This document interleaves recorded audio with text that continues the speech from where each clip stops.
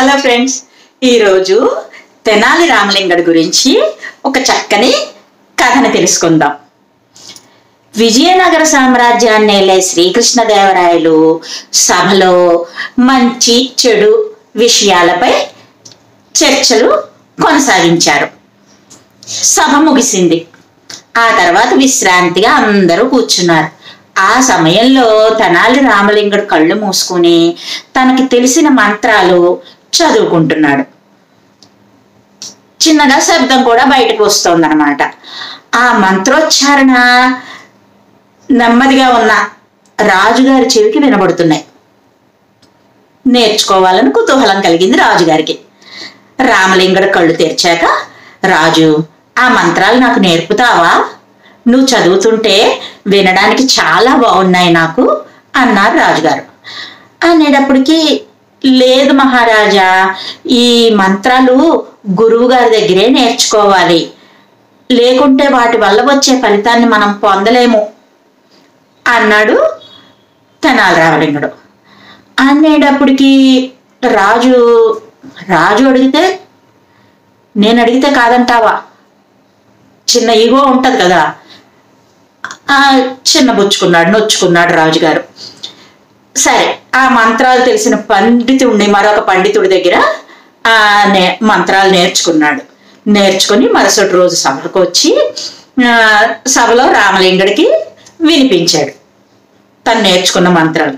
నువ్వు చెప్పకపోతే నేను నేర్చుకోలేను అనుకున్నావా, ఇంకొకరి దగ్గర నేర్చుకున్నాను అన్నట్టుగా రాజుగారు ఆ సభలో అలా చెప్పారనమాట. చెప్పేటప్పటికి రామలింగడు ఏమన్నాడంటే, ప్రభు, అక్షరాలు పదాలు ఒకేలా ఉన్న ఫలితాన్ని మాత్రం మీరు పొందలేరు, అది గురువు యొక్క అనుగ్రహం ఉంటేనే జరుగుతుంది అన్నాడు రామలింగడు. అనేటప్పటికి, నిరూపించగలవా అన్నారు రాజుగారు. కోపం వస్తుంది ఆయనకి. వెంటనే రామలింగడు లేచి కోపంగా, ఎవరక్కడ అని భటుల్ని పిలిచి రాజుగారి వైపు వేలు పెట్టి చూపించి, ఈ మూర్ఖుణ్ణి బంధించి చెరసాల్లో వేయండి అని ఆజ్ఞాపించాడు. అంతే, సభలోని వాళ్ళందరూ నివ్వెరపోయారు. చైతన్యం లేకుండా మ్రాన్ పడిపోయారు, తలమొగాలే చేసుకున్నారు. ఇదేంటని అనేటప్పటికి ఒక్క లెప్తపాటు అలాగా రాజుగారు కూడా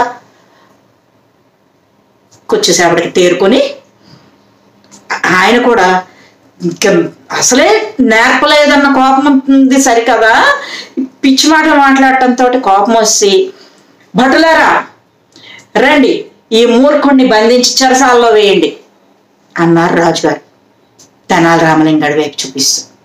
వెంటనే భటులు వచ్చేసి గబగబా రామలింగడిని పట్టుకున్నారు, చెరసాల్లో వేయడానికి బంధించేటప్పటికి రామలింగడు చిరునవ్వుతో రాజుగారిని చూస్తూ, మీరు నేను ఒకే ఆజ్ఞనిచ్చాం, కానీ మీ మాటకున్న విలువ నా మాటకు లేదు.